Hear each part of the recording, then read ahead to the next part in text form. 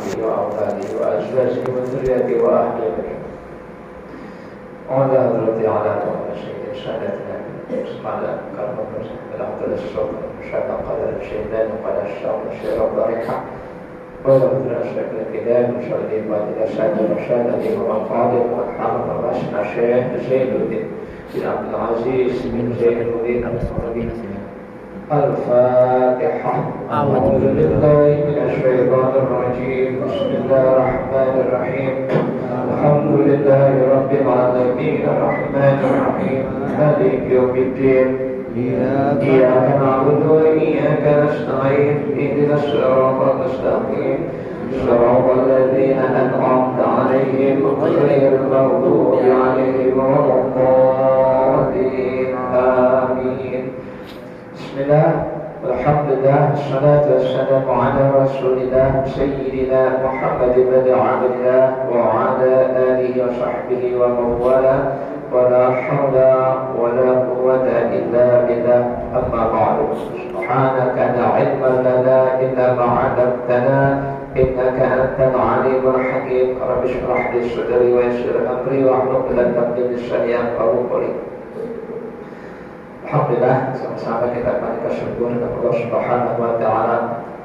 Pada hari ini kita masih diberikan oleh Allah kenikmatan yang masyarakat, nikmat panjang umur hingga kita bisa bermuajahah bersilaturahim. Mudah-mudahan kubur kita, silaturahim kita ini mendapatkan rahmat dari Allah Subhanahu wa taala. Salawat dan salam sama-sama kita sampaikan dan juga kepada baginda besar Muhammad sallallahu alaihi wasallam, kepada para sahabatnya terlihatnya. Insyaallah kita yang istiqomah dan mudah-mudahan kita pada kiamat dikabulkan Allah daripada masyarakat dan syafaat dari kita Muhammad sallallahu alaihi wasallam. Amin Allahumma amin. Para jemaah, para orang tua, para sepuh, Bapak Baca, Bapak Yono, dan Bapak Yate serta jemaah yang lainnya, tidak terasa kita sudah masuk di bulan Muharram tanggal 13 ya, di bulan Muharram ini. Sebetulnya saya ingin melanjutkan pembacaan kitab ini, tapi momennya kita di bulan Ramadan kemarin tanggal 10 Ramadan, maaf 10 Muharram ya, dari bulan Ramadan mulai diingatin ya. Mau mesti ingatin ya.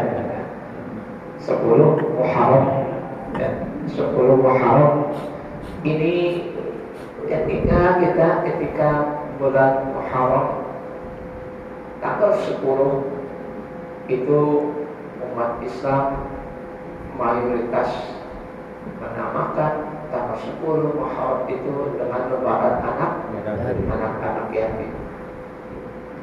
Yang disebut anak yatim, piatu yatim, maka sakit adalah usianya berapa saya ditanya. Berapa sih yang dikategorikan usia anak-anak yatim itu? Sebelum balik 9 tahun. Sebelum balik Ustaz. Baliknya berapa kalau balik? Anak sekarang aja 9 tahun wanita udah haid kok. Anak sekarang umur 12 tahun udah mimpi kok yang lakinya. Tuh, balik ini beda. Emang udah ditakdirkan bahwa ketika yang dikatakan anak-anak itu masa usia sekolah, ya, dari balita sebelum sekolah sampai dia sekolah, yaitu sampai usia 18 tahun. Ini 18 tahun dia udah dewasa, pemikirannya udah dewasa. Kita lepas dia, jangan dimong terus. Ya, berbuat ini, berbuat itu, ketika salah masih aja dibela. Ini pemikirannya udah dewasa ketika usia itu mencari jati diri usia SMA. Itu lepas dari sekolah menengah pertama itu kita pemikiran itu udah seperti orang dewasa. Nah, batas itu dikatakan sebagai ulama adalah batas dikatakan anak yatim piatu. Perlu enggak yang namanya kita sebagai orang yang berlebihan dikasih rezeki oleh Allah untuk menyantuninya? Ini boleh aja, tapi yang lebih penting itu, yang lebih fadil itu yang diutama, fadilahnya lebih utama itu ketika usianya itu di bawah 18 tahun. Sampai memang kejadiannya itu banyak yang di saudara kita, tetangga kita itu usia ketika masih bayi udah ditinggal oleh orang tuanya, bapaknya. Itu wajib kita suninya. Tapi ini mengaku-ngaku anak yatim, usianya 30 tahun. Cakep gak tuh? Ketika kita menyajikan anak yatim, dia datang, saya juga yatim. Mungkin mayoritas yang hadir di sini yatim piatu. Nah, seperti itu. Ini bahwa tanggal 10 Muharram itu kita yang mempunyai berlebihan, yang dikasih rezeki oleh Allah, ya setahun sekali lah menyenangkan anak-anak yatim, menggembirakan anak-anak yatim. Meski butuh anak yatim bergembira harus setiap hari, seperti kita makan setiap hari, minum setiap hari, bagian yang layak kita perhatikan ya setiap hari, pendidikan setiap hari kita perhatikan. Tapi sayang seperti itu, ketika anak-anak yatim dan orang-orang muslim butuh, melengos saja kita ya, seperti itu. Insya Allah ya, mungkin nggak ada terlambat kita mempunyai rezeki diberikan oleh Allah 1.000, 2.000, 3.000, terang-terangan ataupun menutupi, nggak perlu kelihatan orang banyak santunin ini seperti itu. Lebih bagus ya jangan sampai ketahuan. Bisa nggak? Ngumpet-ngumpet nasinya? Bisa. Insya Allah bisa kalau niatin ya.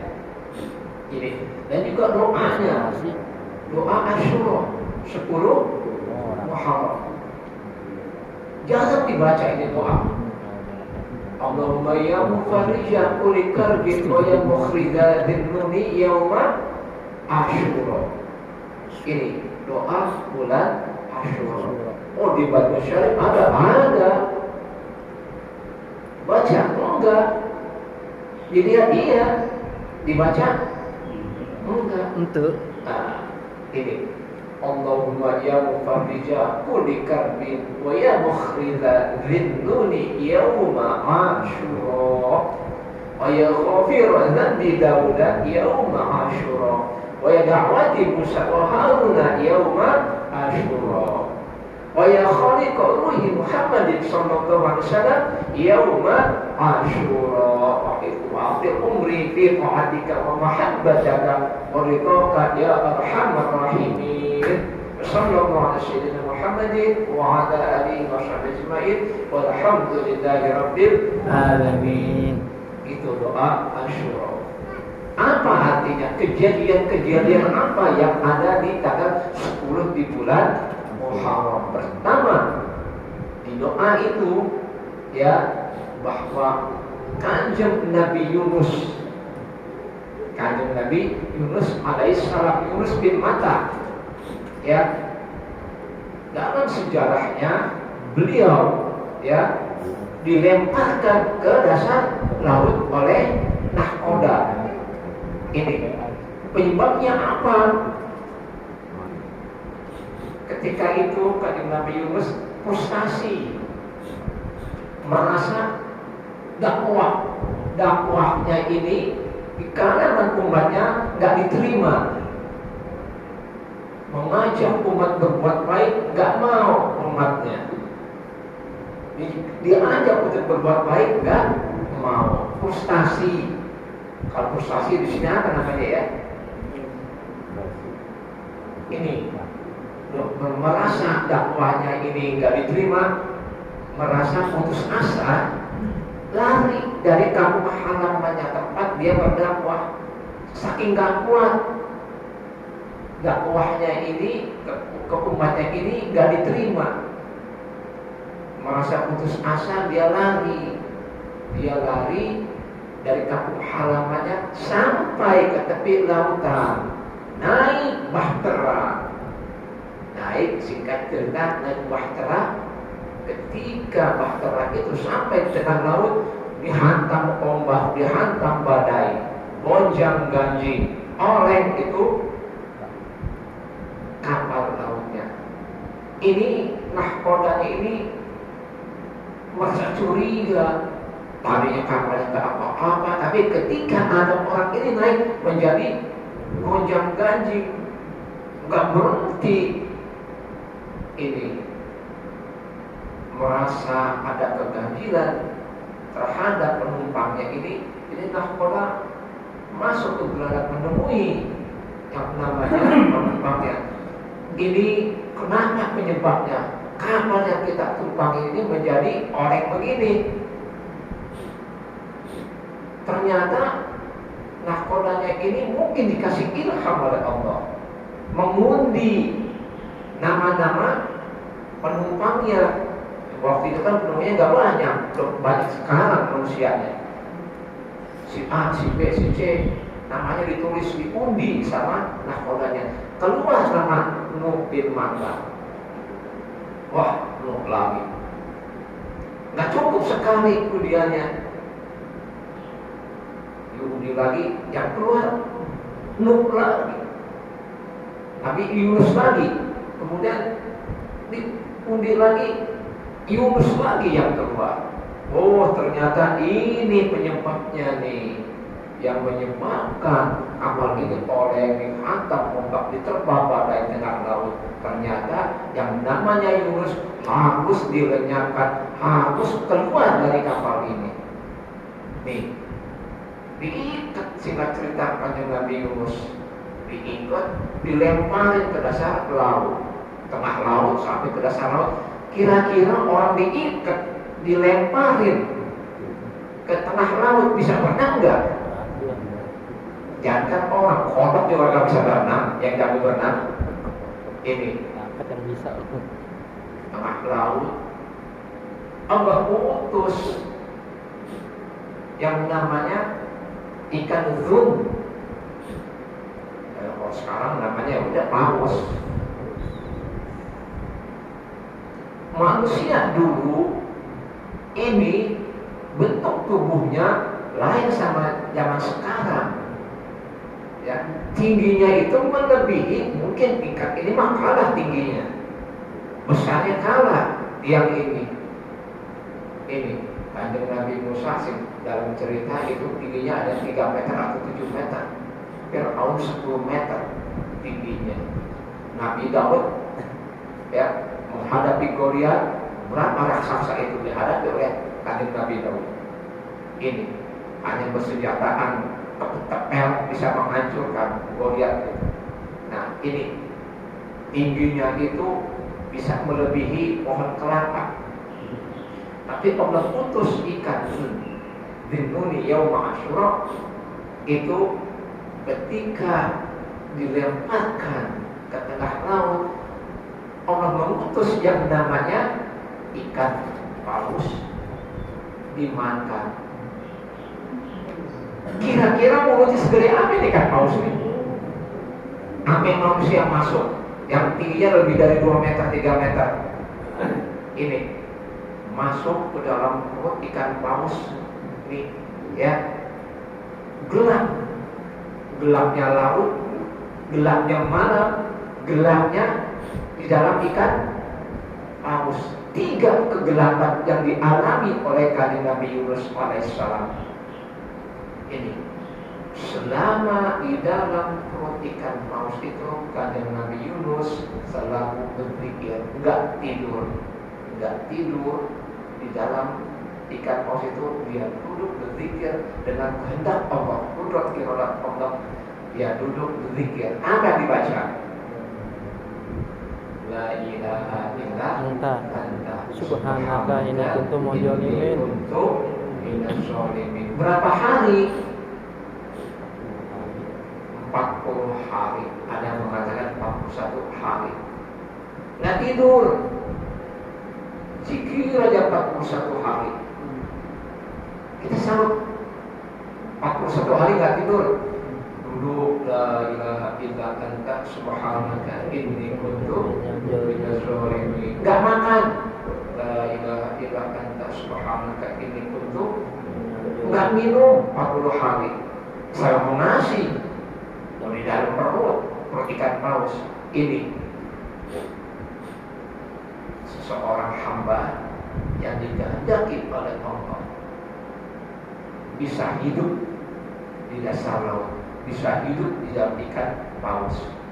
Ini sebab apa? Sebab zikir kepada Allah, dan zikirnya itu mengakui kesalahannya. La ilaha illa anta subhanaka inni, sesungguhnya aku kuntu minaz zalimin, termasuk dari orang-orang yang zalim. Mengakui kesalahan dirinya, mengakui nggak sanggup bertakwa, nggak kira-kira kalau saya di sini nih taklim, kemudian berjalan mengajak orang berkumpul di dalam masjid, ya kita ingat kepada Allah. Ini dalam diri saya satu persatu kabur, ninggalin, tinggal 2-3 orang, kabur juga, tinggal sendiri. Nah, kata guru saya, ya jangan orang kalau tembok sampai tiang ini bisa ngomong, ayo ngaji, saya ngaji. Tembok, tiang, kalau dia bisa ngomong ngaji. Biarin aja manusia seperti itu. Sanggup gak kayak gitu? Ini. Nah, menurut saya waktu saya masih belajar di Jawa sana, di Kendal, ya, dari sekian banyak santri 3-4, ini termasuk saya, itu kamar banyak. Tiap hari angkat alfiah itu Malik, orang Muhammad bin Malik itu sampai bab ini. Sampai ditinggal sebelum saya datang ke situ penuh santrinya. Sampai ditinggal 4 santrinya. Ini. Udah begitu gurunya juga merasa kesihan. Jauh-jauh datang tapi nggak diajarin. Merasa ibadah tadi udah frustasi guru saya. Melihat satu datang. Alhamdulillah ada lagi yang mau mengaji. Itu kesabarannya yang diberikan oleh Allah kepada orang-orang yang sabar, kepada orang-orang yang mau berjihad. Nggak perlu materi. Mari kalau kata diundang maulid, waktunya pas maulid. Ini kebanyakan, mohon maaf, kiai atau ustaz-ustaz yang telah namanya mendunia, namanya udah diangkat oleh Allah, terkenal di masyarakat. Ketika diundang kira-kira ngambek nggak ada amplopnya. Kalau saya mah ngambek, ya, nggak ada amplop. Nih, itu, ini ngambeknya apa? Udah. Nah, jangan dipikirin rezeki ini masjid bukan tempat nyari duit, bukan tempat nyari duit ini masjid. Berarti saya berpikir ya berani karena kebanyakan seperti itu. Berdakwah, 5 menit 10 menit berdakwah, tanda tangan, cek ampian, Cuan. keluar cair. DP lagi. Udah gitu bantah, DP-nya bisa berapa kira-kira? Amsyong. DP dulu itu berapa persen? Ketika udah waktu hamil, berhalangan. Mohon maaf ya, di sana juga undang Orang gedean. Ini amplopnya lebih gede mana isinya? Gede-gedean. Panjang DP udah di depan nih, 10% atau 25%. Biasanya kan gitu DP, 25% sebelum pelunasan. Ketika hari haknya berhalangan, kira-kira jamaah paling lagi mana tuh hatinya tuh?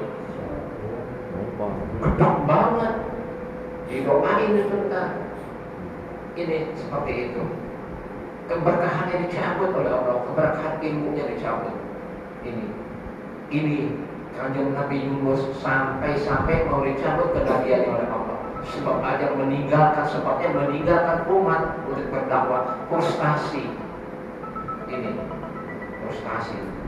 Nah, selama 40 hari 40 malam di dalam laut, di dalam perut ikan paus, di kegelapan malam ini Allah buka dengan doanya, la ilaha illa anta subhanaka inni kuntu minadh dhalimin. Waktunya kapan dibukanya? Ketika 10 Muharram, waktu asar. Ini waktu asar. Ini banyak nih yang diamali sama orang-orang dulu, kayak itu ulama-ulama dulu. Ketika asar dia nggak keluar, nanti keluarnya mau maghrib. Ini kecuali ada keperluan mendadak, nggak pernah meninggalin la ilaha illa anta subhanaka inni kuntu minadh dhalimin. Baru keluar dengan diri Allah itu ikan paus merambat ke tepi laut, terbuka mulutnya. Kegelapan yang ada di dalam laut, di perut ikan paus, di dalam malam menjadi terang benderang berkat doa ini. Tapi ya dengan ikhlas, hatinya perlu bersih dulu. Nah, kemudian yang kedua, dakwati Musa wa Harun yauma Asyura. Dakwahnya Kanjeng Nabi Musa dan saudaranya Harun menghadapi Fir'aun diterima oleh Allah di bulan Muharram tanggal 10. Dakwahnya ini Kanjeng Nabi Musa minta sama Allah. Sebelum dia berdakwah, minta sama Allah pendamping, delegasi. Karena kita tahu bahwa Kanjeng Nabi Musa dari usia balita, lidahnya ini kurang fasih untuk berbicara. Berbicaranya gagap. Sebab apa? Taruhannya nyawa ketika Nabi Musa di hadapan Fir'aun disuruh memilih ini roti, ini bara. Dimakan, yang mana yang harus dimakan? Kalau kita melihat anak kita dikasih roti yang membara, di bawahnya ini, yang bara ini udah merah, di sebelahnya roti, disuruh pilih itu, pasti milihnya roti enak, agak panas.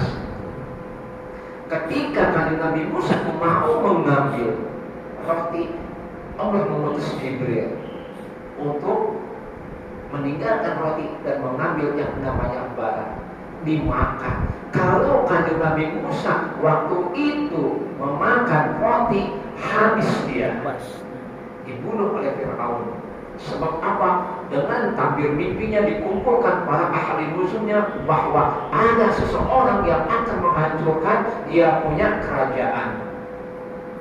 Dan singkat cerita tuh Nabi Musa ya ngomongnya sampai sekarang mungkin nggak fasih, nggak bisa diterima omongannya.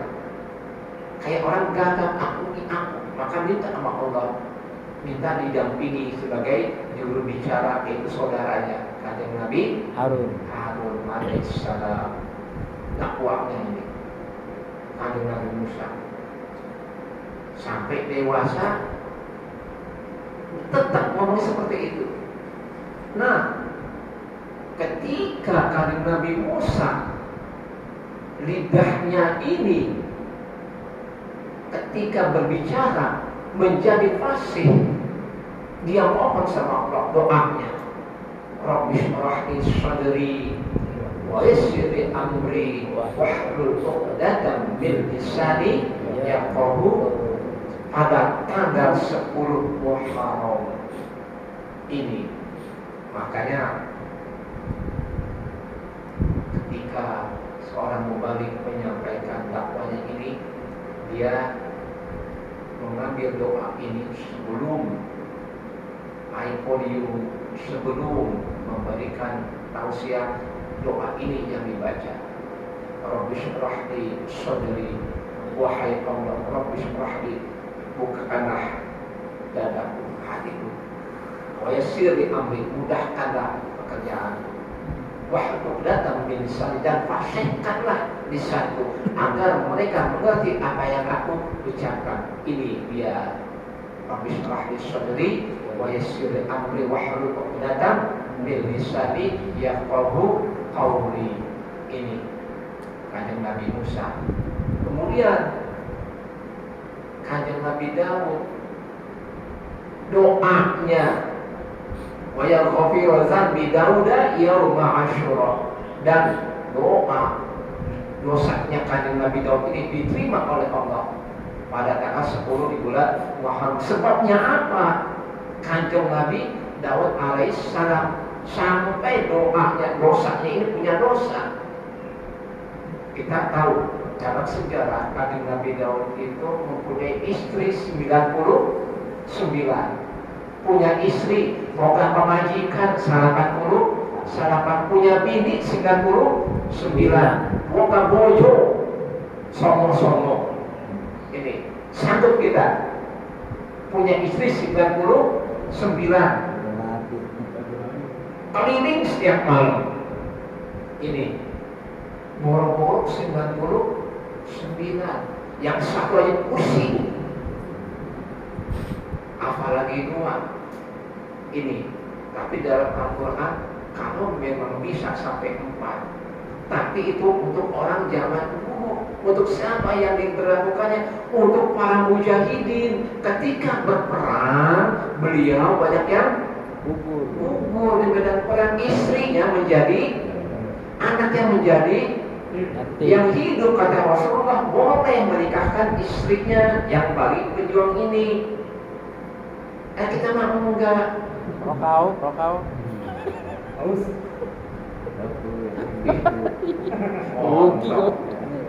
Demplon.